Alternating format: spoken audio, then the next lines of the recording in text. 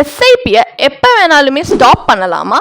S, but நீங்க பண்ணணுமா? இதுதான் real question. Stopping sounds easy, ஆனால் அதோட லாங் டேர்ம் இம்பாக்ட் இதில் தான் நிறைய இன்வெஸ்டர்ஸ் தப்பாக கணக்கு போடுறாங்க. எஸ்ஐபின்றது லோன் மாதிரி கிடையாது. அதில் பெனால்ட்டியோ கமிட்மெண்ட் எதுவும் இல்லை. நீங்கள் ஸ்டாப் பண்ணலாம், பாஸ் பண்ணலாம், எப்போ வேணால் மாடிஃபையும் பண்ணலாம். ஆனால் இதில் கேட்ச் என்னன்னா, நிறைய பேர் ஸ்டாப் பண்ணுறவங்க திரும்பி ரீஸ்டார்ட் பண்ணுறதில்ல. அண்ட் இது ஒரு டைப் ஆஃப் வெல்த் கில்லர்னே கூட சொல்லலாம். ஸோ நீங்கள் ஸ்டாப் பண்ணுறதுக்கு முன்னாடி உங்களை நீங்களே கேட்டுக்கங்க, இது ஒரு ஃபியர் ட்ரிவன் டிசிஷனானு. ஏன்னா மார்க்கெட் டிப்ஸ் நடக்கும் தான். எஸ்ஐபி இந்த வாலட்டாலிட்டியில தான் த்ரைவே ஆகும். ஸோ பேனிக்ல செல் அவுட் பண்றது லாங் ரன்ல can cost you big. And எஸ்ஐபியை ரெடியூஸோ இல்லை பாஸ் பண்ண முடியுமா இன்ஸ்டட் அப்படின்னு கேட்டிங்கன்னா, நிறைய ஃபண்ட் ஹவுசஸ் உங்களை ஒரு பிரேக் எடுத்துக்கவோ இல்லை உங்கள் கான்ட்ரிபியூஷன் அட்ஜஸ்ட் பண்ணுற ஆப்ஷன் கொடுக்குறாங்க.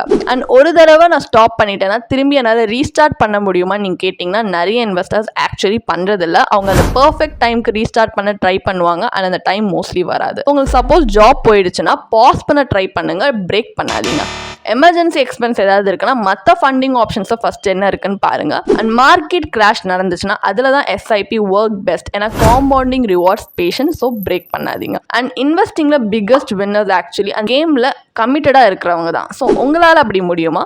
ஸோ எஸ்ஐபி ஸ்டாப் பண்ணுறதுக்கு முன்னாடி வாங்க நம்ம பேசலாம். பயோவில் இருக்க லிங்க்ல போய் ஒரு ஃப்ரீ கன்சல்டேஷனுக்கு இன்றைக்கே ரெஜிஸ்டர் பண்ணிக்கோங்க.